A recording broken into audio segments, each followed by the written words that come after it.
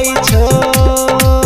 आके कलको के काटो के कलको के काटो आधाना गुबर गुबर रोपाई छो गुबर गुबर रोपाई छो गुबर गुबर गुबर गुबर गुबर गुबर रोपाई छो परसा हरभिंडा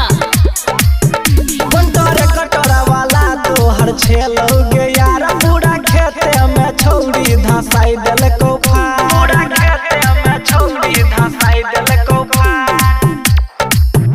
कंटोरे कटोरा वाला तो हर छेलोगे यार पूरा खेते में छौड़ी धसाई देलको फाड़ जोता देलको पूरा डिस नहीं लेलको